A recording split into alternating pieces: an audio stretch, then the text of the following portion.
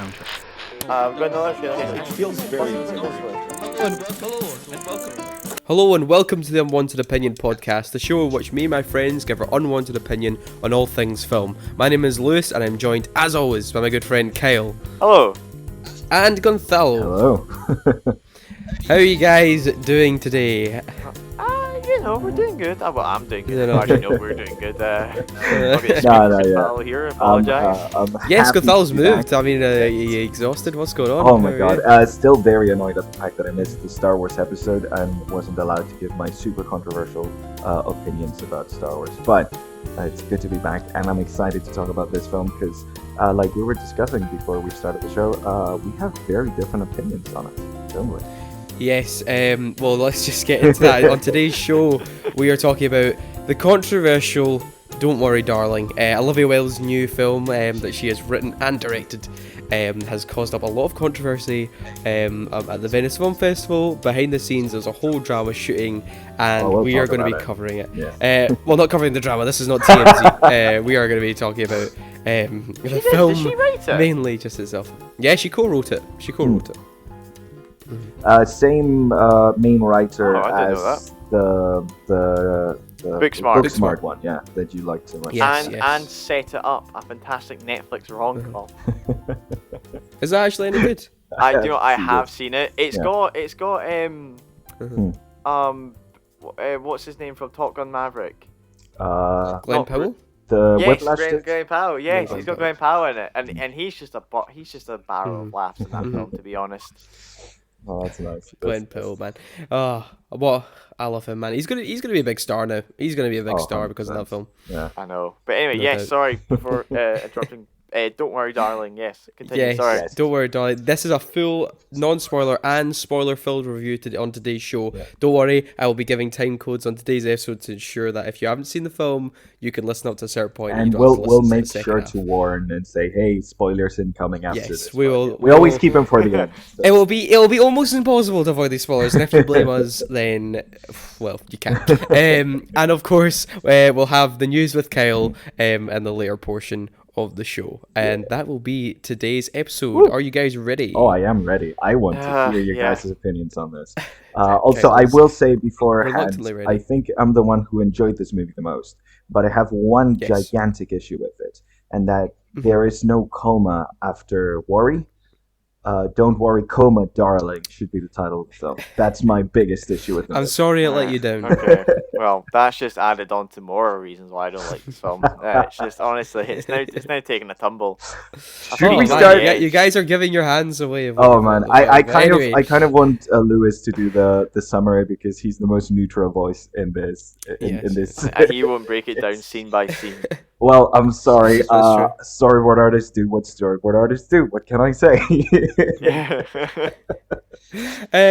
So Don't Worry Darling, of course, stars Florence Pugh as Alice and Harry Styles as Jack.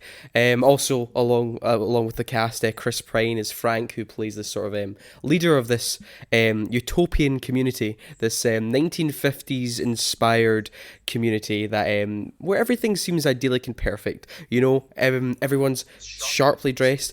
The houses look well cleaned and everything looks great, and the guys go to work every single day to work on the Victory Project, and their wives stay at home, cook, clean, do shopping, all the traditional sort of 1950s American stuff.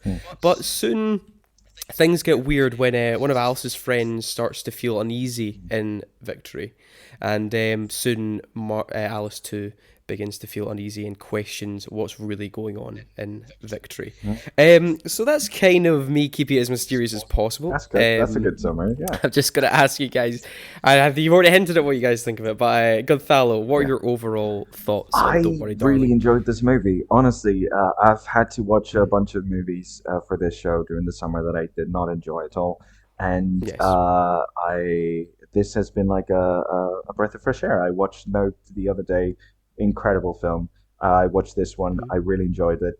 Turns out I might like horror at this point, like this psychological horror kind of thing. It's really working for me. I like the suspense. I like the tension. It was a really nice movie. I was expecting it to be okay. I wasn't expecting anything great, but it did kind of exceed my expectations. I feel it was a lot weirder than it seemed at the start, and it seemed to explore really interesting societal themes and ideas in a very Yes. sort of detached way, kind of like not detached, Mm-hmm. but like not really like, hey, let's look at reality kind of thing. Like it was kind of floaty, if that Yes. makes any sense. I understand And what you mean. yeah, I like that kind of film. So I honestly really enjoyed it. A lot of visual interest, a lot of beautiful shots. Honestly, the Yeah, cinematography, well Yeah, shot. I can amazing. agree with Yeah, that. the color, Uh-huh. like even the use of color and like Mm-hmm. light and stuff, like really, really nice. And yeah, no, Yeah. I had a fuck ton of fun with it. Okay. So yeah. Well, on the other end of the spectrum, can I turn to Kyle? Right. What Okay. were So your overall thoughts on before Don't I Worry, go Darling? in, I have to say that I really as we mentioned earlier, the production and the kind of sets of Hmm. this Yes. film were really pretty, and you're like, Yeah, absolutely. undoubtedly, do you think that you're in Hmm. 1950s? Um, Uh-huh. the term I would probably call it is like one of those nuke towns that they made for like people who were working on Yes, Yeah. Manhattan yes. projects in the Mm-hmm. California desert, which is Hmm. always the vibe I kind of got Uh-huh. from what they were going for the Victory Project. Yeah, yeah. But for me, right now, Hmm. it was interesting how Gunfalo, you said, "Oh, I'm actually starting to like the psychological thriller genre." Mm-hmm. Yeah. At no point in this film did I feel like I was watching a psychological thriller Hmm. Okay. compared to other films like, maybe Nope, or maybe, take Florence Pugh, her role in Midsommar, or, Hmm. you've Yep. got other kind of really, I would say, probably deeper psychological Hmm. thriller and Yeah. borderline Mm-hmm. horror films with some of them. Because I was, well, maybe was I hyped up going to this film, but not my personal opinions on the film, because I was Mm-hmm. really just kind of, it's very rarely I'm actually going to films with not much of a Yeah.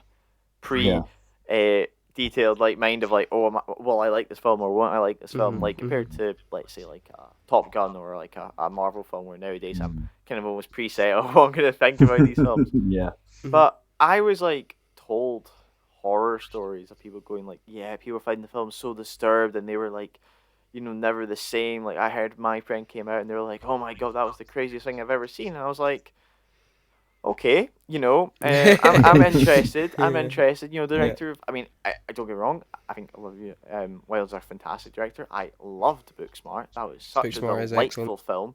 I love Hmm. that film. And I went in and I was just like, right.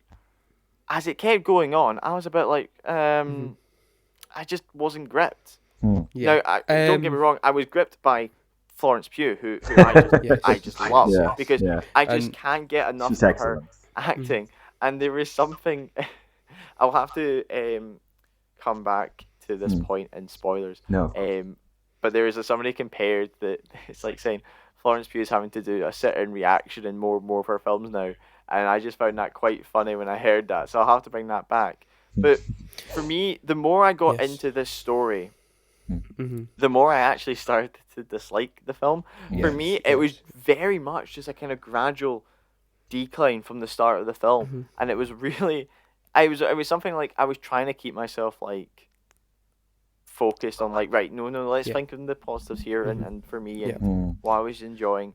But my overall experience Hmm. was just kind of like a dwindling slope Hmm. Yeah. throughout the Yeah. kind of Okay. future. Now, what is interesting, Interesting. and I would like to get on, Yeah. Lewis, I'd actually like you to explain something to me that Mm-hmm. you didn't mention earlier, Yes. because And so this is my theater experience was, I would say, maybe 4 or 5 Mm. people. It was like a fairly Yeah. early morning Saturday showing. Yeah. So I was quite lucky in that experience, because I've heard so many fan screenings. Mm-hmm. I hate the term fan screenings now, where Yeah. people No, I were know, like but I know what you screaming mean. every time Styles is on Ugh. screen or anything Yeah. like that, Oh yeah. and people were Yeah. like saying dead silences Oh every time yeah. Olivia was on the screen. I got But just lucky before we there. move anything, I Yeah. would love to hear your opinion, because you Yes. said you actually had a Yes. pretty bad experience watching this film, Mm. Yeah. Lewis. This I kind of wanted to tie this into the drama stuff. I'll just really quickly say what I thought of the film briefly. I am in between Gonthal and Kyle. I thought the film was okay. It has positives, it has problems, and like I'm kind of leaning towards more what Kyle said. I think the quote unquote disturbing scenes really were not really effective at all. I found it quite tiresome at points, having to keep doing scenes where it's like something kind of weird is happening, something suspenseful is happening. I'm like, yeah, is it? It's like not really anything new or original. So that. I agree with Kel on that front, and there's some kind of issues with the twist, which we'll get to later on. But overall, like you guys were saying, the look of this film is great. The costumes, the production design, the cinematography by Matthew Laboutique, beautiful. Looks really clean and precise, and it really fits the sort of mold of the town. It's really both excellent, beautiful and of course, and unsettling all at the same time, and it's really and I liked the vast majority of the performances. I think they're all on the level of really good to excellent. Olivia Wilde was great in this too, and as Florence Pugh was obviously the standout, but I also have to give it to Chris Pine, who, by the way, 100%.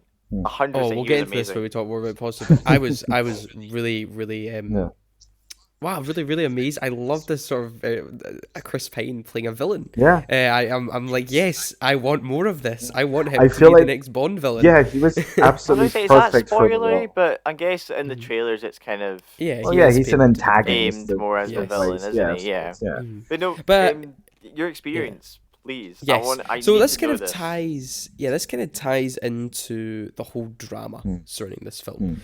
You know, so obviously what people had heard months before this film came out, is that Shia LaBeouf was originally meant to be the Harry Styles character, and things didn't work out on set. He was apparently making Florence Pugh very uncomfortable, which also ties into, look, I have no idea why Shia LaBeouf was ever cast in the first place. He's really a bad guy. I don't understand how he's getting roles in like kind of bigger films like this.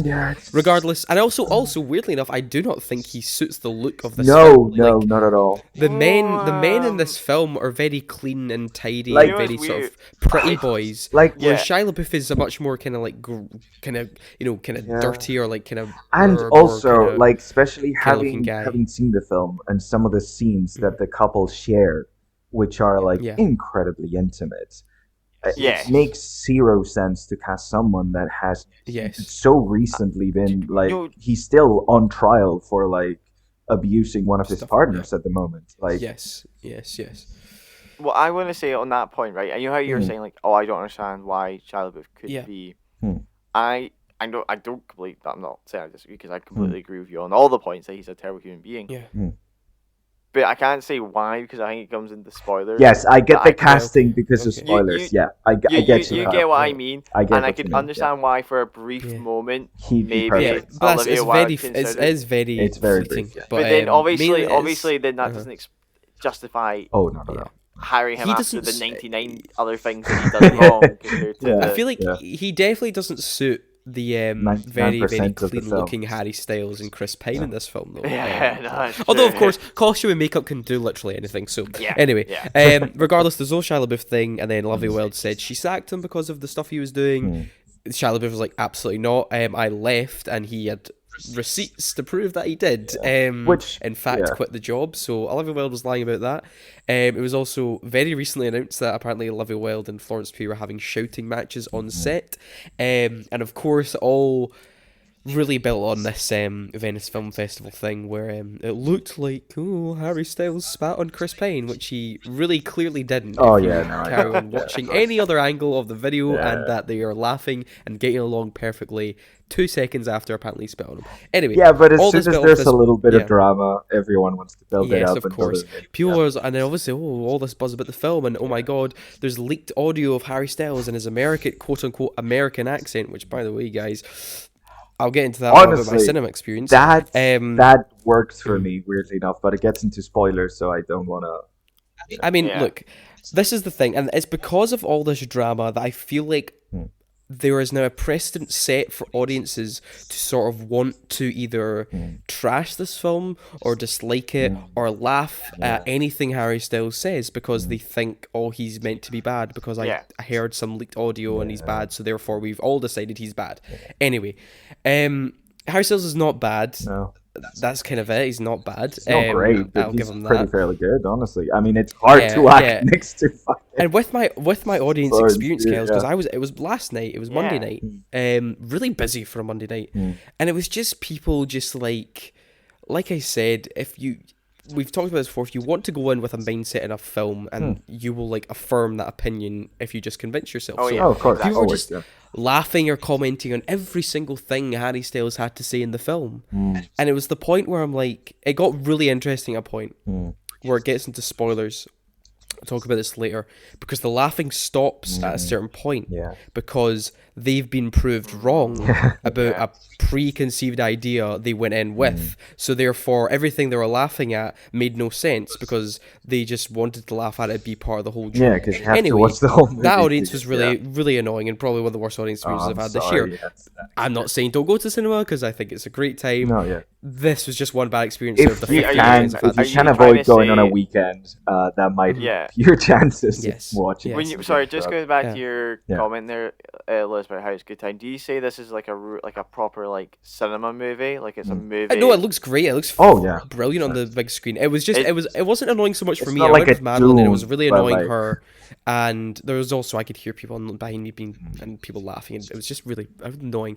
And look, I think I've realised that you can't go to opening weekends where the controversy. stars are big singers, because when I went to House of Gucci, that was also a really annoying audience experience last year I had. Oh, 'cause of Lady because Gaga. everyone was just had to see it because of Lady Gaga, and now the Harry Styles thing. So Oh, I was now in the thinking Jared future, if Leto there's a again. music star, in the lead role of any film, I'm waiting a week. I'm waiting a week before I see that. So right, what you're okay. saying to me, Lewis, is that you will not go to opening night of Lyle Lyle Crocodile No. with Sam Mendes. All right, okay, that's fine. I was No. just, I can understand waiting a week. That'll be packed out That will be to, fine. to hell. So I think that was me adjusting the problem. I was like, well, Yeah. last year House of Gucci was one of the most annoying audience experience I had in 2021. So and now this is 2022. Oh, So that's I've seen the correlation. Yeah. But yes, let's move on to some positives. Because we do have some, even though some dislike the film more than others. And I want to start with Florence Pugh. Of course, because it's Excellent. really her Best part film, of the and film. it kind of She's so good. kind of annoying that it's kind of Harry Styles is sort of stealing the limelight because she is excellent. She's obviously proven in Midsommar that she's really good at handling these really traumatic and heavy Topics, beats yeah. in films, and she does it again here. Yeah. She really is a really emotionally powerful actress, No. and she has to do a lot of risky stuff in this film. That's and what I was about to she say. absolutely sells it. Tom Cruise can step aside because there's some stuff in there that I'm Oh, yeah. actually very uncomfortable to see her do. Oh, yeah. Yeah. Especially, I'll just say the Kling film. Yes. Like- Yeah, Kung Fu Yes. style. That Oh is my days! I was like, scary. I don't see Tom Cruise even doing that. Yeah. You know, that was actually very like uncomfortable. Oh, they had someone on set, like, just right behind the camera, You're right, ready you're to right. go ready at that to jump point. in at any second.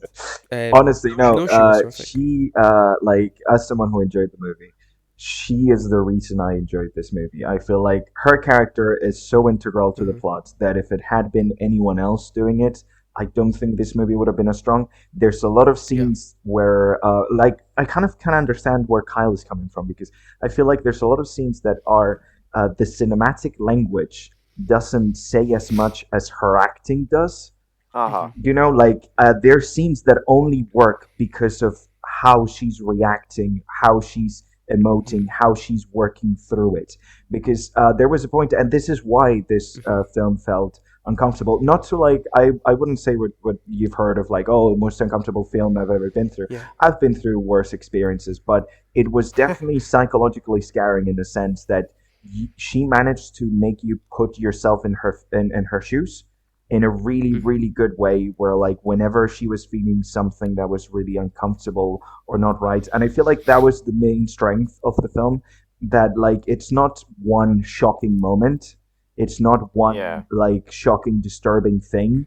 Not even the revelation is like this huge, oh my god, this makes the movie disturbing, when it wasn't.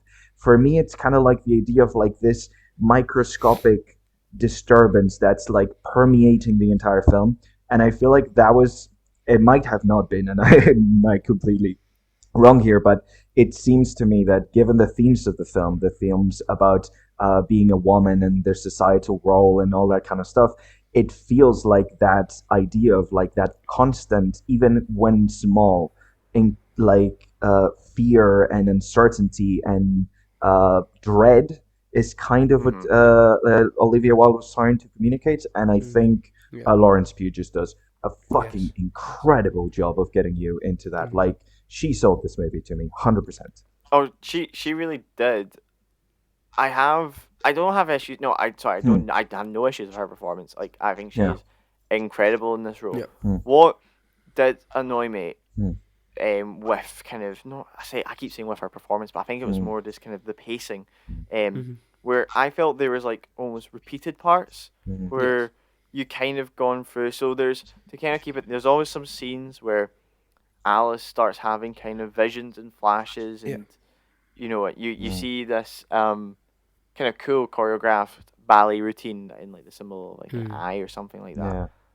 And I felt that I just kind of was kept seeing the same parts at Yeah, times. they Like, do Hmm. that. They you know, show that there all was the a Yeah. No. kind time. No. of 100%. almost like a set routine Like where it something happens, repeats boom, over we and have over. this. Yeah. Something happens, we do this, boom, it repeats. Because I was like getting to the point where I was like checking my watch, going, Hmm. we're an hour into this, and I feel I've only seen the same part kind of Yeah, it's repeated. it ties back to that the thing I think you and I were posting earlier, just that whole that very trying to generic thing where it's trying to make you feel like this is really trippy or Hmm. like Well, see, that's unsettling. also my Uh-huh. that's my issue with these films is that, Mm, and I mean a lot of psychological thrillers done mm. that is where they kind of go to the audience. This is creepy. Yeah, Hmm. yeah. Like you know when they're if you have to tell the audience this Uh, is creepy, then there's something not right there. Like you should be able yeah. to just tell a story and then the audience goes, Hmm. that was weird.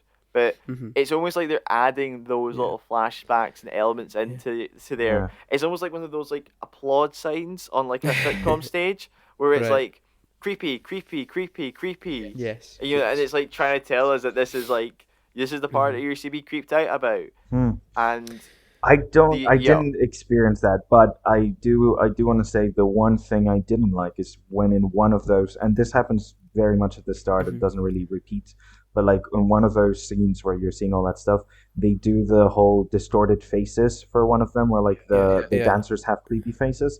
I thought that was Mhm. completely unnecessary. I thought like Mhm. the movie was working really well without any kind of like, because it doesn't really have scary imagery.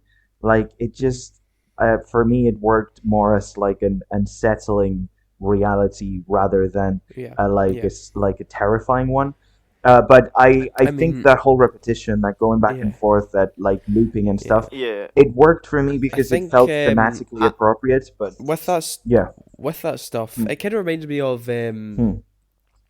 the film, especially the opening sort of half an hour and stuff like that. It kind of reminded me of like David Lynch, because David Lynch is like the master of doing this and things like Twin Peaks and Blue Velvet, Hmm. where he like I was going to makes say you're on everything. your Twin Peaks I love Twin Yeah. Peaks. binge these days. I'm not surprised you're Yeah. bringing it up. I struggle It's with more. Twin It's Peaks. he It's does. too slow for me, He but I does need it to get into in it. Twin Peaks, but it's Yeah. mainly his thing in Blue Velvet, where he's a master of doing this, where he makes everything seem so sickeningly picture perfect Hmm. that, and then he immediately contrasts it with like the horrors and the really horrible darkness of humanity. And I really kind of got that vibe at the start, where it's like this is so picture perfect that it's sort of sickening, that it's like Yeah, it's too so good to be perfect true, that it's and it's uncomfortable. everything's so good and great. But that's the problem, is like I got that when we got into the more meant to be unsettling scenes. I was like, I was kind of just thinking, I was like, oh, if David Lynch was directing this could be a bit more interesting, a bit more creative, because I just Yeah. didn't get that.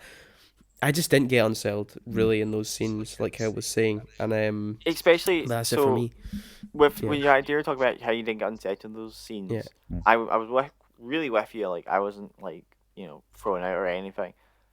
And I'm gonna be very careful with my wording here because obviously we're still in the non-spoiler section. Yeah, it's hard. When that turning point happens, so to speak, Yes. that really kind of made me then just immediately rethink what all I saw, and Right. then actually played down everything that I just saw. And I'll break that more down when we get into the spoiler section. But it's just when okay. you were talking about how you didn't feel it was. So say like I was already at like a 5 with like how tense it was.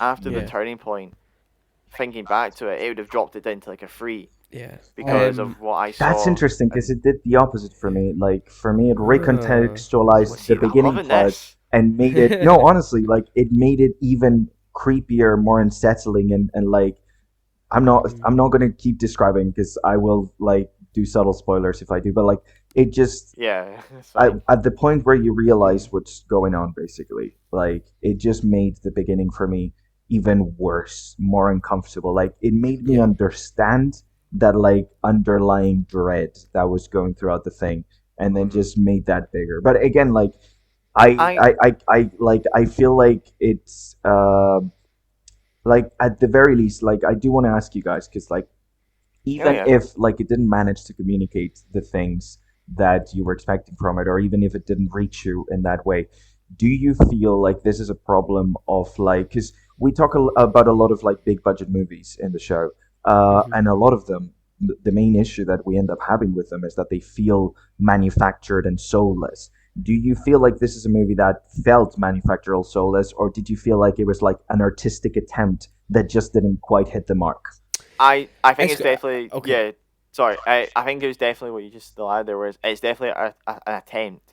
It definitely Yeah. didn't feel like something that was, Hmm. oh right, let's whip out another film Yeah, quickly. yeah, You can easily see that by the production and the effort yeah. that went into it. Because Yeah. there's some sets there that are really, kind of Mm-hmm. wide shots where you're like, that's not on a soundstage. That's Yeah, Yeah, thing yeah. I have that's. no doubt there's going to be some Oscar Hmm. nominations in this film for Hmm. production design and stuff Oh, like that. 100%. Mhm. Yeah, I agree. I guess, Hmm. yeah, it just wasn't unselling enough, and it's kind of hard because this is only Olivia Wilde's second film, Hmm. and it really is ambitious for a second Oh, film. I think, 100%, especially with yeah. the It's a ideas big and jump as Yeah. the well. big set and production you have here, that it is a really bold next step from a film And like Booksmart, also, and yeah, like the I just language of the think film, like it goes from didn't a very really work. literal film, like with Booksmart, which is like a very, hey, this is a very costumbrist. Is that like a word in English? Like very, You mean no, oh, do you know the word? not like a monetary risk? Yes. No, Uh, no, not Yeah. that's not what I meant. I meant like, those old-fashioned paintings where they just painted people on their everyday lives, like in the Oh, beginning of the so Baroque. That's a yes, there's a word called costumbrista in was the Spanish. exact I don't know what the heck it's called.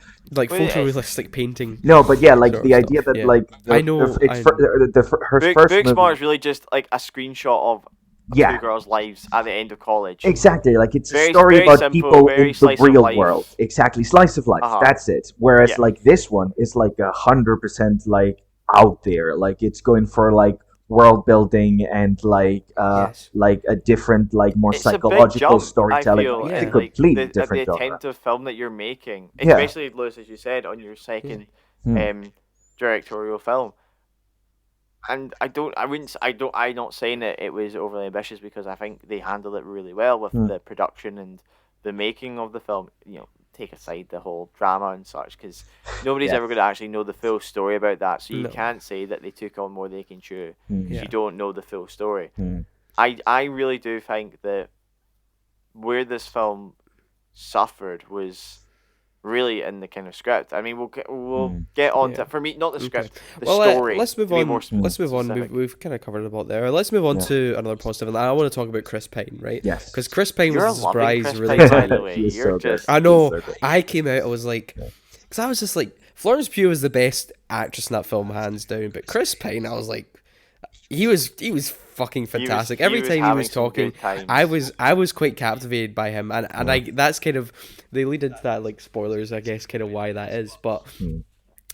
It's just the way he's just such a commanding, sort of devious, and he's just always grinning. He's always Yeah. grinning, and it's so evil, and it's just I just like, yes, I want a Chris Pine villain hero now. Like, I his want him to be a voice villain is- in so many, in everything now, because I think Uh-huh. he could really be an excellent He's villain. really good. Because honestly. I always kind Yeah. of got confused when we first met the character, because obviously you hear his voice because he's a radio host for Yeah, he's the the radio Victory guy. Project, Mhm. as well as the kind of founder of this Yes. whole kind of Yes. project. So his kind of presence is always there, very kind of like underlining. Yes. And he's only in a handful of scenes. Yeah, I Obviously wanted more. I wanted more more. so in the later part of the film that he kind of shows up Yeah. more and more.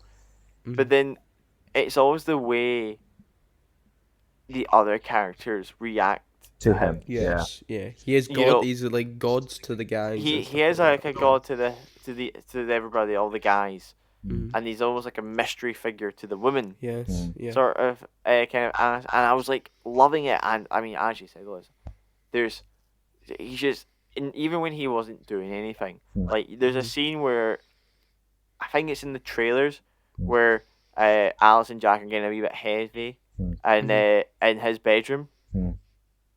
And then there's that scene where he's just standing watching. He's just watching. Yeah. And then I was creepy. I think that was the creepiest scene for me That because was I wasn't so being told it was unsettling. creepy. Yeah. You know, So unsettling. but there's something. I mean, sorry, yeah. Continue about Chris Pine. There's one thing I wanted to mention just before we get on to spoilers that really bugged me. But I will let you give a wee bit more hype to Chris Pine. No, I've given enough hype to Chris Pine. I do like. There's a quote in the trailer where he says, "I finally met my match," and I'm like, yeah. The two of them, and they're just the whole. I really kind of wanted more conflict between Alice and Frank, because when those two were on screen, I was like, this is where sparks are sort of flying. I'll talk more about his role in spoiler section, but I have interest. I will also add. I'll quickly add before we get to Harry Styles. I'll add that Olivia Wilde is also in this film. She has a supporting role as Bunny. I think she was great in it. I think really Olivia Wilde, she's a very good actress. She's proven to be a very good actress in the past, and she was great in this as well. So she didn't just direct; she also had a role in there. Honestly, it's also interesting. I feel like it's more interesting to see directors in their own films.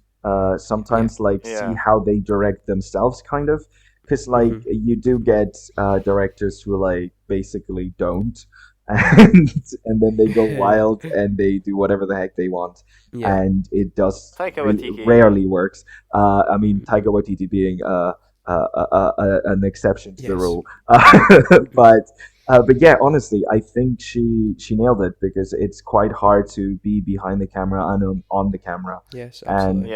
And her character is obviously you said her character was supporting. She wasn't. She was in a small amount of scenes, probably maybe a wee bit more than Chris. Yes, but thematically, her character, and I'll get more to this in spoilers. She does have a thematically, her character is fairly important. You know, what she represents as the idea and the theme of the film. I'm sorry, I always get back to the whole fucking essay thesis. Yes, yeah.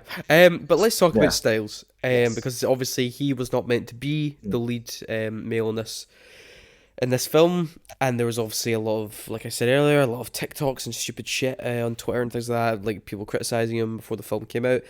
But what did you guys? I actually don't know at all what you guys thought of Styles. I mean, I thought he was fine. He was perfect. I thought he was okay. I thought his casting was absolutely fucking perfect. I have no idea how they pictured this movie with anyone but him in it. I think he does perfectly. Big Styles fan. Yeah. Yeah. Generally, he has he's got that really charming, boyish energy that I feel like you need to sell the thing, but also a little bit of a off-putting nature to him that's not overwhelming enough for you to be like, what the heck is going on? I think he's perfect for the role. I don't think he did it as amazingly and as some of his co-stars, of course. I think he was just when it came to the acting, he was just good. But I think they just gave him a role that was really, really good for him. Yeah. Kyle, you don't seem to be as glowing. I'm not an anti-Harry Styles person, right? But we're gonna get letters. I thought he was just completely fine. My main issue was that the chemistry with Jack and Alice, the sexual chemistry was it was grand. It worked well for the film. It was grand. Where I kind of felt that I struggled with certain scenes was. I think it's fair to say that there is clearly a better actor between the two of them, and for me, when there is those really intense scenes between Jack and Alice, I don't know, but for me, I was I could see that gap, because you know what I'm talking about, and that's what the annoyance with me. Like I'm saying, he's not bad, right? Yeah. Florence Pugh is just great. Yeah. I think that, look, I like I said, I think he's serviceable. I think he's fine, but I think this could have been elevated more when I'm saying, I wanted more scenes with the Chris Pine and Florence Pugh, and like we said, Olivia Wilde. He just wasn't on the level of, not just Florence Pugh. I don't think he was on the level of Chris Pine either. Or Olivia Wilde. I mean, Chris Pine could get aggressive as well. Yeah, it's hard because Chris Pine gets aggressive. I'm scared. Right? It's not. It's we see a bunch of films and we talked about great films.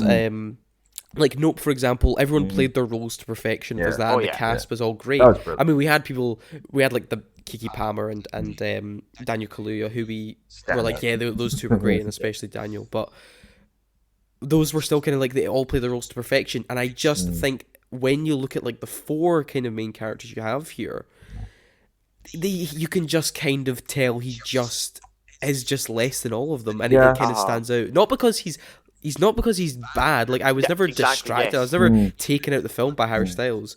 It's just when I'm like, well, not a he never really script gave thing. me many memorable But moments. the thing for me is, I generally think it works for the story's favor.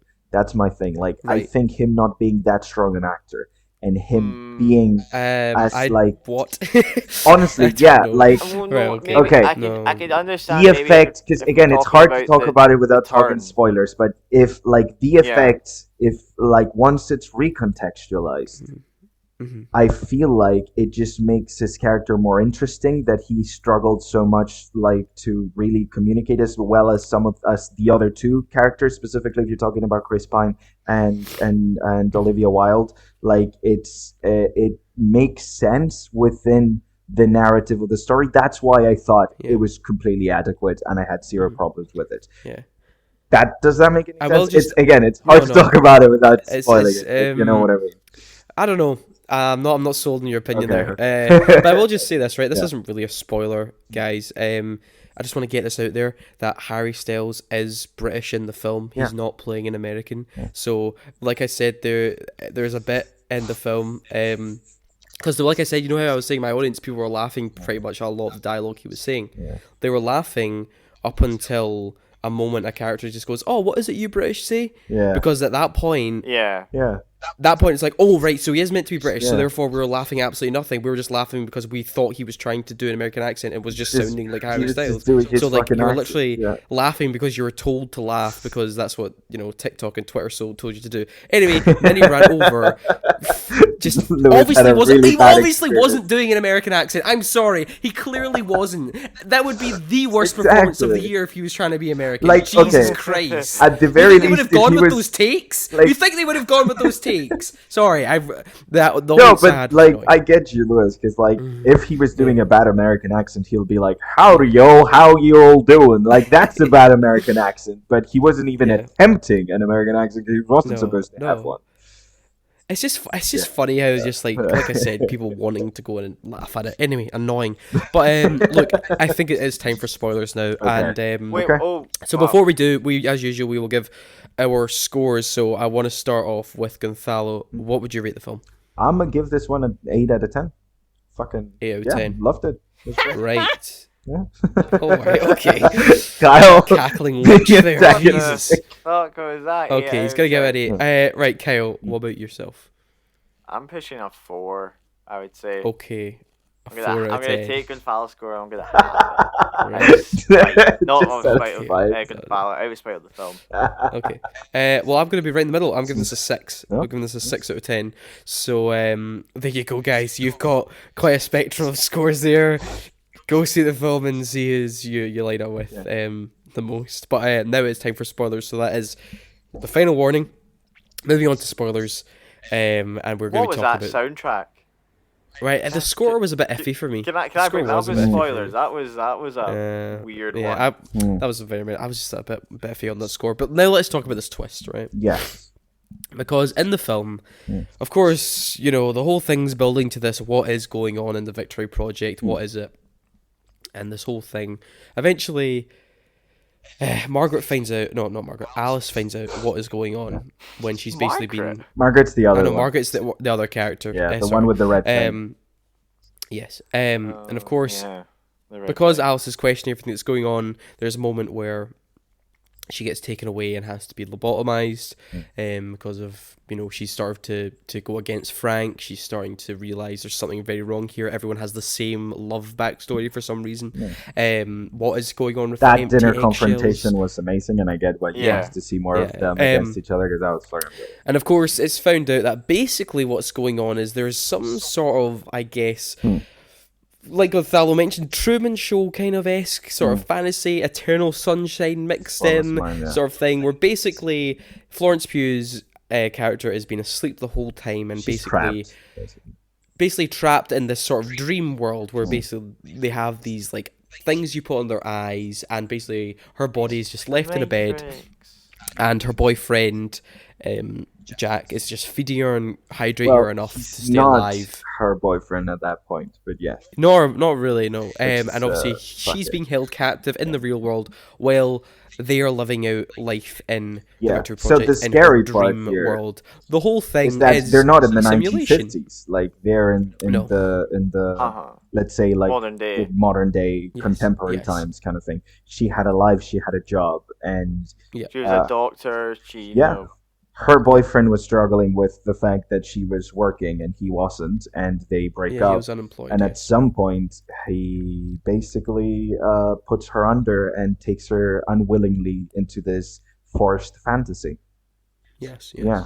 yes. So the twists. Hmm? What do you guys make of this? What do you guys make of this twist? Super dark, super fucked up. I was not expecting Okay. it. It recontextualized the movie and made it even more fucked up than it was at the beginning. I thought it was like a both like at the start with like Harry Styles' character being like really ambitious and wanting to like get noticed by this dude and stuff. Like I was thinking maybe it's gonna be one of those things where like he just like his ambitions and his wants like overtake what's like the love for this woman that he has, until I realized he doesn't really love her at all, and he's been the main antagonist the whole time.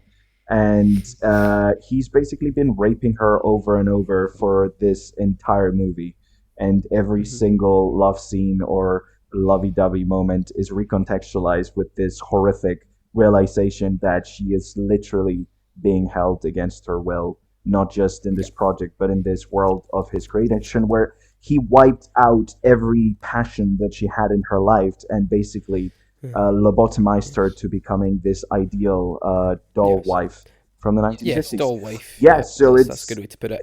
fucking terrifying. Kyle, honestly. you are not as keen on the twist as Gonzalo, I don't no, think. when the twist happened, I was kind of like, oh, it's like that side quest from Fallout 3 where they were all like in a computerized 1950 like land dreamscape. If you've ever played it, there's like that side mission. Yeah, there's What- one of those. right. Yeah, Now, I, for me, the twist, I was just kind of like, all right, okay, that's it. It's like, I was Yeah, kind of like, okay. the thing is, because it made me then like, for me, I was like, so is all those visions just like a glitch? Was like her like eyes thing not properly glued on? Like, where But see, I they're, don't. like- that's not really issues for well, no, really. for me, no, I was just Alright, kind of okay. confused. I was like, well, how are we not? I knew Kyle was How's gonna have an everything being issue with explained here? Like, this. I was like, if it was like a whole, you know, like Yeah. like something like the water's being drugged, and you're like, all right, that's why she's having these hallucinogen thing. That's why she saw a bloody a red plane fall out the sky. Yeah, I that was do because think of for the toy that the kid had. Basically, it was a red Yeah, plane. I feel that like this story, I would have loved to have seen it not from Alice's point of view, but from the point of view of that new couple that arrived. Because I would have loved to have seen like that new couple, like you've been brought into this idealistic world where these. But we kind of already are being brought into this Yeah. idealistic world. I don't know. Well, I no, feel but like that I'd would have make loved it this from, like, story because way weaker from- if you just tell it like straight. I don't know. to- You're not. I'm not told how long Alice is going to be here. I would have loved it if it was like one of those new. There's that one couple in the film that have just arrived. You know, and I would have loved to have seen that.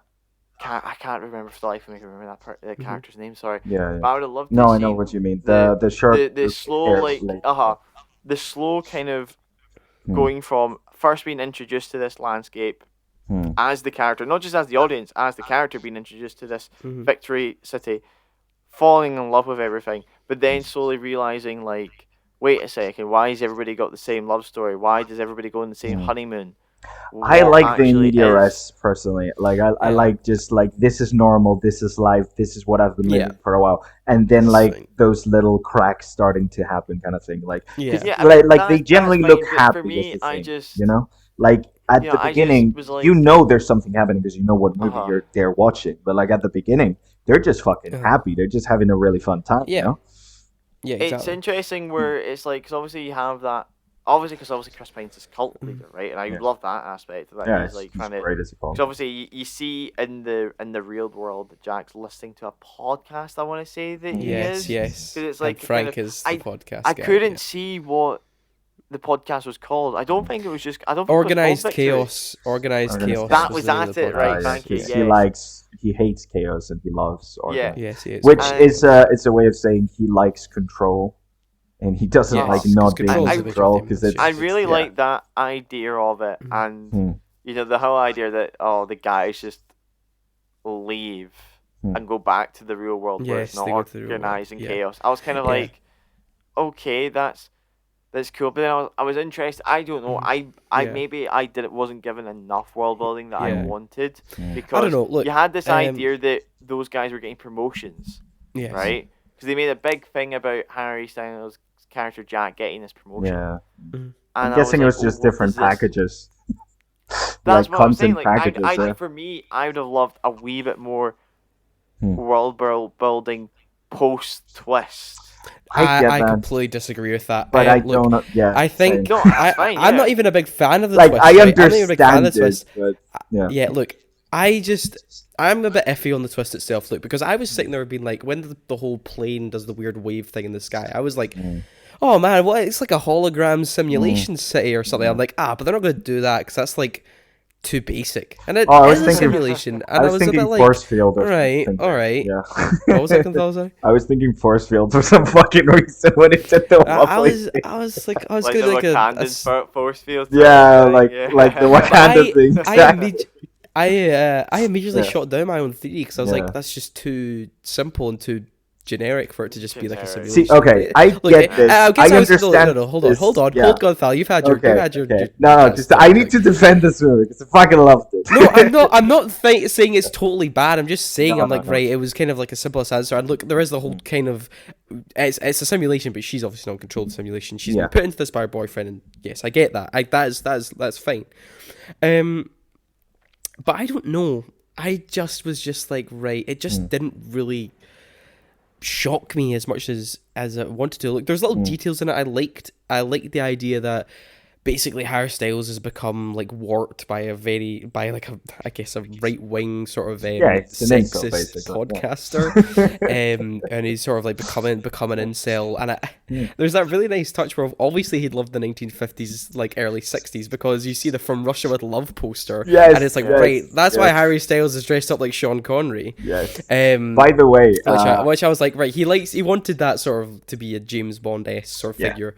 that's why he chose to look, be British. uh-huh. That was a Yeah. really good touch. Yes, yeah. And I don't care about this is a lot of things with films. I really, really don't care about logic specifics. Like, I really didn't want to see another 20 minutes for them to explain how same. the real world worked. Don't I give don't a think that's shit. necessary at Yeah. all. It's her story, you know. It also leads to what is the ending. But yeah, I just thought it looked a little goofy as well with the eye thing. I was like, looks a bit iffy. I wasn't really into that. See, you know, Like, I don't really know Well, which other it was way quite you simple, could take wasn't it? Like the tech of like being. No, I know, but I'm just like, so like for me, the thing is, I don't give just a wasn't- shit what the actual like literal twist was. Like for Yeah. me, the twist is their relationship and the way he's been treating her for this whole time. The lack of yes, that's the agency main is that's the main twist. horror of the Like whole thing. this yes. could have been It's like enforcing- that's the thing. This could have been like a cardboard town show of Truman style, where she's basically being drugged every day into sing. I didn't really give a fuck about that. There was that point where I just stopped caring what the actual mystery was because that wasn't really Yeah. the point of the film. And at the start, I did care. Don't get me wrong. At the start with the weird earthquakes and that thing, and the like, I was like, oh, what's happening? What's this? What's that? But then I stopped actually giving a fuck because I realized it wasn't the point of the story, and I feel like that's Yeah, why it doesn't matter. It it doesn't, doesn't really matter. feel Yeah. like as exact and precise and Yeah. whatever, because I don't think it's the point of the story. It's like when you read some like sci-fi books from like the 60s and 70s where like the tech makes no fucking sense, but the story is about humanity and how they react to it rather than the actual like tech and stuff. Like that's what it feels Yeah. like to me. And I understand Kyle's like aversion to this because I get it. Like, I knew when you told me he didn't like it, I knew this would be a problem he'd had with it because I know you. I know generally, I know you really like the kind of Yeah. story where like the world building is very solid and stuff like that, and I don't think there's anything wrong with it. That's a fucking preference. Mhm. I love when it's just says I don't give a fuck. Let's just tell Yeah. a character story. Yeah. So Because I was like, I don't really want the day-to-day daily life of real life Harry Styles, what he's doing and like how he's feeding her and why is she. Yeah. I mean, I think it's kind of like it's explained enough. Like she would have been, I guess, presumed dead, and he would just be keeping her in the room. just Anyway, IV or something like that. Yeah. it's just I think it's kind of comes down to sort of the whole issue I have with the film is that it just really didn't give me that it didn't really have that edge. Like there is these dark stuff going on, but I just didn't really get that oomph, and I think it comes down to a lot of the suspenseful themes. And like you said, I admire the effort. I admire its commitment to this theme of like basically enforcing the patriarchal control and sort of these men wanting to sort of control women in this way. But also you have the twist on that because Olivia Wilde, for example, knows what's going on. Her character, and she wants to be there because she wants to have her children. Yeah, I like her character because I like that idea of like because if it's all a metaphor about like control and the patriarchy and all that stuff, there's also like the willing participants. There's people who there's those are willingly victimized. There's those who actually want to be a part and of that way of life. become abusers just by acknowledging, yes, I am a victim, but I choose to become an abuser, which is what she did with the other lady, Margaret, was it? Samantha? Yeah, Margaret and Alice, yes. really. Yes, and Alice as well. I do want to say the guy who played the new guy who just arrived with the girl with the short hair and stuff. He did a surprisingly good job. I really liked his enthusiasm and how at the moment where everything's breaking, he starts breaking. Like I thought that was really really good. He freaking nailed the vibe of the people we were dealing with that we didn't know until that point we were dealing with. Yeah, no, I take it. I take it with the ending. She wakes up, like she gets out. Yeah. That's kind of insinuated by the breath thing. I just wondered if anyone kind of thought any differently, but I think that was I think she wakes up from her quote unquote reality. Yeah. So you guys believe that Shia LaBeouf's look would have worked because of the brief scenes you saw in... No, I think he would have worked for the second half, the only but reason that's it. Yeah. I could understand that initial casting. Exactly. Right. It's not like I think he would have worked because he wouldn't have. Shia LaBeouf looks scruffy.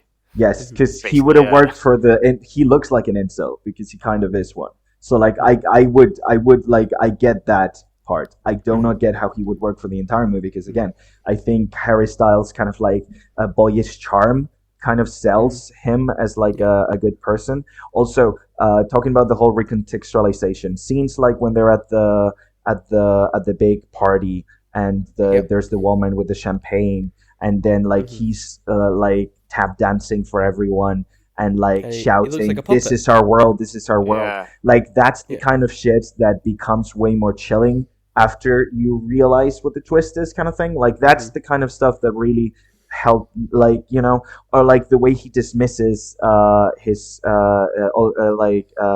Florence whenever she's like bringing stuff up and saying, "Oh, this is what I saw, this is what I thought." Like that emotional lampshading, which like wait, it's not lampshading, it's gaslighting. I have this thing where I joked once with my girlfriend that gaslighting was lampshading, and I would lampshade her into thinking that's it, and now I just say it. So yeah, so lampshading. I'm gonna end up saying that now. I'm sorry. Such a lampshade. I'm really think sorry. about that. But yeah, so gaslighting, like that's the kind of thing that like it felt like that's what was happening. But as an audience member and having this guy look as charming as he did and as innocent as he did, I assumed he was just being used by the cult leader, and like I, like her, wanted to reach out and kind of like grab him out of this and say, "Come on, let's go." That's why I think it was so powerful that we learned that he was the fucking villain and the abuser this entire time. That's why I twist works. I liked the I do like the idea, like basically, well, the Frank is this sort of extremist sort of podcaster, and basically has warped all these men into thinking this is their The way, world and the way to live. yeah. That stuff I agree. I like that stuff in the twist. I don't know if it was just the delivery of it, or there is just something. There is this lack that I feel in this film, which stops me from really giving it a higher score, and it's really kind of hard to put a pun on it. I guess it's just that stuff just really. It never really got me as much as some, Yeah. as a lot of other disturbing films I've seen. But I also wanted one last thing before we move on and before we stop talking about this film is that you said, I didn't really quite understand what you were talking about earlier, is that Harry Styles' iffy performance is working and it would have worked. It works better than having someone who would have just been a better actor. No, I didn't say that. Right. I said that Right, I sorry. feel like they can get Sorry. away with it because of the God, plot stop of the movie. lampshading him, man. No. Like, it's not that I was just trying to it understand wouldn't the have worked. gist, No, sorry. it's not that it wouldn't have worked with a better actor. It would have worked with a better actor. I think his performance being lackluster works within the fiction of the film because during the entire time that we see him, he's putting on a performance for her. He's not Yes. really being himself. He's putting on this performance, living in this fantasy, and lying to her constantly. And he's fairly bad at it. And I think those moments where he just like freezes or like his gaze just like goes into the infinite, like not knowing what the fuck is going on, which I don't know if it was acting on the part of I forgot his name again, Harry Styles. Harry Styles, or he's just not very bright, which according to some of the interviews I've seen him talk, and maybe that's the case. But Jesus, man, relax. no, but honestly, I feel like it works because unlike the cult leader and the wife who knows where she's at, he is the only one who's really like not in charge and pretending at the same time, you know? Yes. Whereas both of them know exactly who they are and are doing exactly what they want to do. He's like still on this stage of, oh, I need to like act and be cautious and not, you know. So that's why I feel like he's both a subordinate and abusing his partner at the same time. So he's in this in between where like his uncertainty and his like sort of like weak delivery of some things and stuff kind of feels appropriate. But again, I'm just saying it gets away with it. I'm not saying it would have been worse with a better actor. That's of fair course it would enough. I'm saying the movie, I think, in my eyes, gets away with him not being as strong as actor as the other three. Does that make sense? Yes, no, I understand what you're saying. I just, I think I just would have preferred someone else. I mean, yeah, I understand. A little bit better. Look, like I say, yeah. I don't think Harry Styles is bad. I think he is. I think he serves the role well enough. Yeah, but it's hard and convincingly enough. next to those three, honestly. But I'm just sorry. Look, I just liked Chris Pine and Florence Pugh, all right? I just really liked them. Right, okay. Is there anything else you guys want to add before we move on to the news about this film? No. Go watch it. It's good. Go watch it.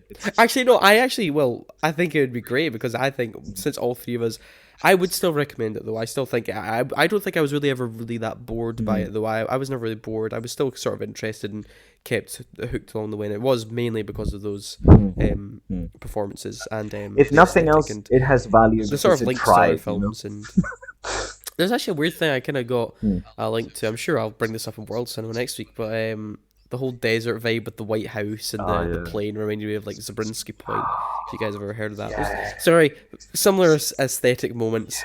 But anyway, let's move on to the news with Kyle. Perhaps the most memorable. Brand new.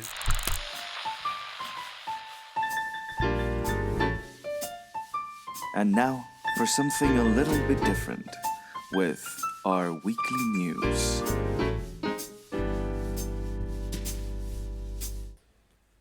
Basically, you didn't ask me if I would go and see it again. Oh. Well, Kyle, I think your score it was enough. That answer, of course. Honestly, I would say like even if you hate it as much as Kyle does, if nothing else, just to support someone actually giving it a fair try at telling a story they want to tell. I still want this film to succeed, obviously. And actually, when I get into box office, we'll talk about that as well. But Kyle, what's first on the docket? Great films. So Jurassic World Dominion has officially passed $1 billion in the worldwide box office. Yikes. Yep, that's depressing. That's a yikes for This me. this film's been out for a long time. I am Longer surprised it made as much money as it did because honestly, I didn't. Because the only reason I went to watch it is because no, even if it wasn't bad, because it was, but like the only reason I went to see it is because of this podcast.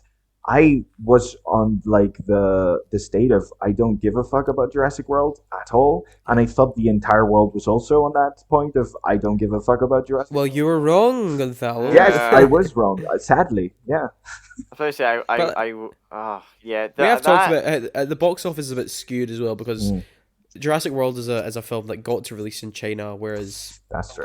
every other blockbuster pretty much didn't. That's true. Which obviously without that would not Worldwide, nowhere near would have made the $1 numbers. billion without that. Yeah, because without they that only get market. like 5 movies a year, foreign movies in China or something like that. So.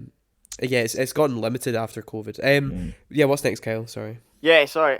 So news coming out from Deadline is that we're getting a new Cloverfield film. Yeah, It's in the works. Now this is interesting because obviously we had the original Cloverfield, we had Cloverfield Lane, We've had the bad, the good, and the Cloverfield ugly. Paradox, Yes. And then it stopped. and then we were going to get there was that film. Was it Overlord? Wait, Because Overlord. they- came out. they Was started- that Because the well, same this is the universe? thing with Paradox is that they basically started finding films that were like getting made or something, and we're gonna try and slap the word Cloverfield No, on even it. 10 Cloverfield Lane wasn't a Cloverfield film. They literally just added that on and then added the little alien twists end. and stuff, and that became because it was literally called The Bunker That was was the a title good of that film. film That was a before good film. Yeah, the Cloverfield yeah. thing got put on. Yeah. So I don't mean, just don't like know that if it's idea gonna of like be- building a fucking connected universe by just like slapping a little bit of something connected It's at like the end of just we could indie very movies, loosely you know? connect this to Cloverfield Paradox kind of made the whole thing really murky because now it's like universes crashing together is now what's it going was on with that, the I big mean, monsters. That and film alone, whatever. even without the Cloverfield connection, was weird. Yeah. But yeah, so I mean, it'll be interesting to see if this is going to go maybe back to the kind of found footage esque feel of the original film, or if I think they're they going to will. I think they'll go back to the big craziness. monster thing. I Yeah. think they'll go But back anyway, to the monster thing. Moving on, an interview with Vanity Fair, James Earl Jones is stepping back from voicing Darth Vader. Now, James Earl Jones is 91 years old. Oh, shit. You know, he's voiced Vader throughout the original films. He came back and did a bunch of voice acting for Rogue One, Rebels. You know, the animated shows. Yeah. He's done a lot And Rogue of One. it. And Rogue One. He was in. I- he Yeah, yeah. voiced- I said He Rogue said One. Rogue Oh, sorry. Yeah, He was thank got you a very Wi-Fi much, alright. skip there. Jeez, honestly, this guy. But So that was the thing. Jesus. Yeah. It's yeah, but, strange. but he's also announced that he's giving Disney the permission to basically create his voice artificially. The question is that exclusively for the Darth Vader character, or is that in general? Well, that's interesting because we are getting that Mufasa prequel. Yeah. I see Oh Lewis's God, fight. no! Do You not know, give me that film with even less of a soul. I and know, somehow that- giving me- How could you give a Yeah. soul? How could you a film that exists that has no soul and give it less of a soul by using a robot to voice? Well, I'm knows? I'm Who actually knows? in dis- Possible. Sorry, Kyle. honestly. Move on. we, before we my might, brain we might get that. explodes. Yeah, so basically, we've got some confirmation, no news from Black Panther, because Black Panther's been starting doing some early kind of talkings. We've got time, possibly a runtime. Some screenings and some cinemas are saying that it's going to be 2 hours and 41 minutes long. Mhm. Very long. Very long. Very long. It's- Marvel's not afraid to have yeah. these long No, films. they I know, don't but sit to in be honest, for this one film, I'm kind of happy that it's actually kind of long, because I think there's going to be a lot to unpack in this film, especially Yeah, with the death of Chadwick Boseman, which brings me on to the next point, that Kevin Feige was actually recently speaking in an interview and said that the reason for the decision to just go forward with well, I mean, we don't know what's going to happen, but I assume the character of T'Challa has passed away in the franchise as well. Yeah. It was Seems so that they by the felt it trailers. was too soon to recast the character. Of course. Yeah. they're gonna- Although I mean, they're gonna recast that's an the interesting, hero, that's an not the interesting character. concept, because if you look at it in the wider scale of things, Yeah. the character was only in 2 films, 3 films. Oh, he's Well, no, 4. I'm He was not. in the two Yeah, no, Avengers yeah, I'm not films, saying yeah. that, but I mean, like, oh, I forget when he passed. 2020 now. Has it been 2 years? Has it only been Yeah, it's been 2 years. 2 years? My God. Yeah. He was first introduced in 2015. Yes. So that's 5 years. First introduced as in he was in the franchise. His first appearance was at 2016 in Civil War. Yeah. So I think the connection he must have brought straight into that role to make them be like, no, it's too. We don't want to do it. And I'm like, that is. I'm happy with that. I don't think they should have recast. I think it's brave what they're going to do with the role and move I mean, on. you and I disagree with okay. that. I do think they should have recast. I think if anyone passes away, I think they should be recast for that character and that legacy to be carried on. Really. That's just the way I feel about it. I disagree with both of you. It's I like could switch my decision when I see. it's like imagining after the second Harry Potter film. No I can't recasting remember Dumbledore. really bad. Yeah. Yeah, exactly. The actor for Dumbledore died, and just go, well, I guess we can't have Dumbledore in these films now. Right, no, I say that's different because It's a written story that contains the thing, Harry whereas Potter the books MCU, they these make are it as all a bigger. these are all as loose they go. adaptations of comic storylines. Yes. You know, we're in the comic storylines. There are comic book runs where T'Challa dies and Shuri takes on the Yes, mantle of but Black it's the Panther. comic book world where I'm gonna no one disagree dies. with you, Lewis. I don't think recasting him is a good move, especially given the tone of these movies. But I'm also disagreeing with you, Kyle, because I don't think anything they're doing right now is really commendable. Because I haven't seen the movie, but I can bet you anything that they're not going to recast him. They're just going to have a different character take on the mantle of the Black Panther, which feels like as much as a fucking cop out as anything else, honestly. It Just name him something else. Just Not take it away, T'Challa you just take anymore. it away from the So- character. Yeah, Anyway, we'll see sorry, how move on.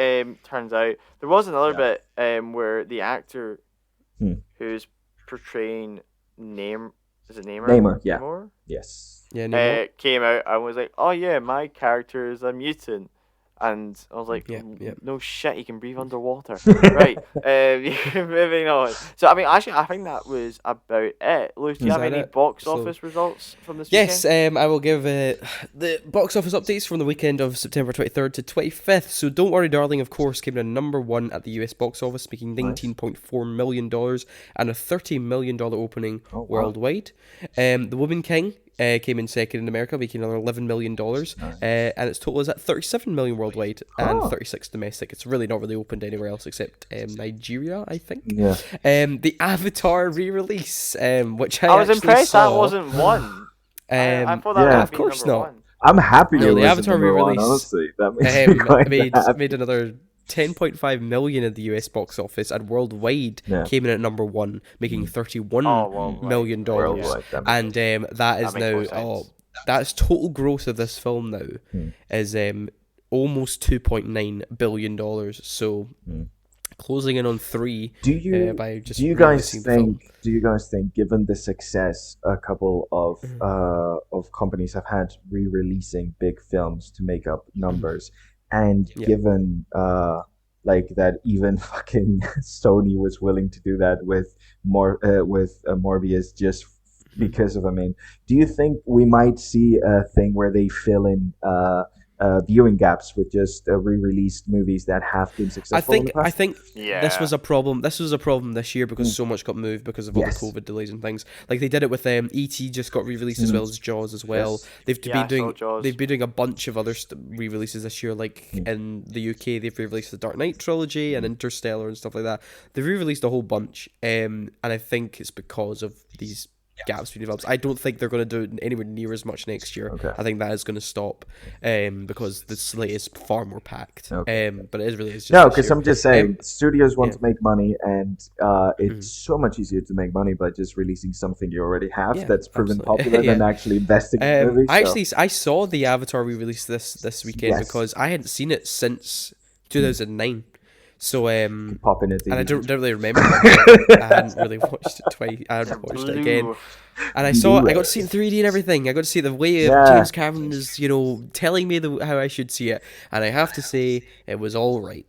just like I thought when I was like It's 11. It was honestly, okay. it's still some of the best CGI we've seen in film. So Oh yeah, like, look, I would on a say technical CGI front, is and I think it's a great world just a building really lame exercise. story, but holy I think shit, it's gorgeous.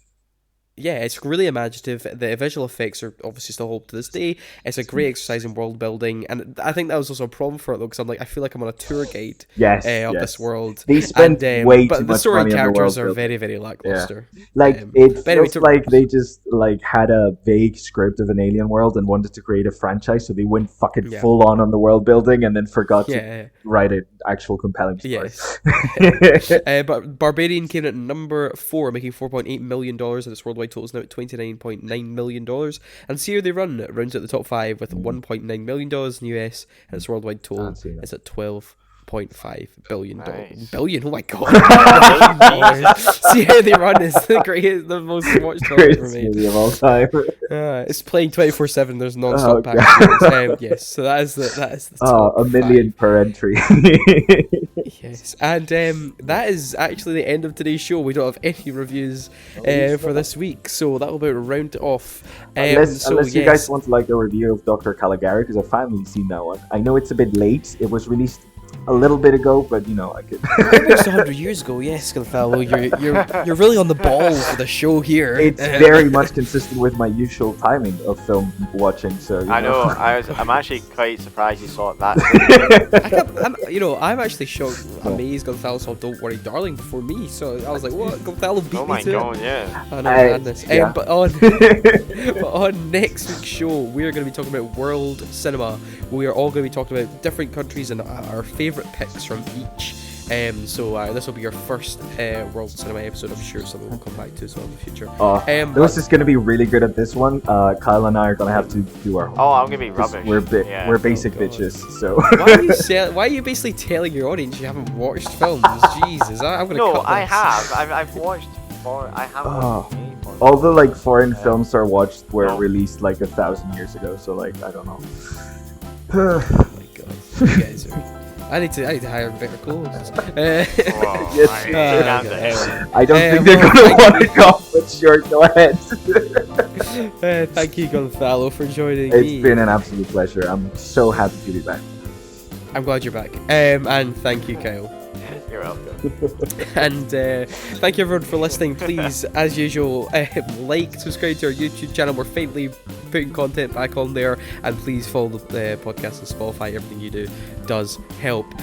We just gave a review for Don't Worry Darling, but of course those were just our unwanted opinions, so thank you very much.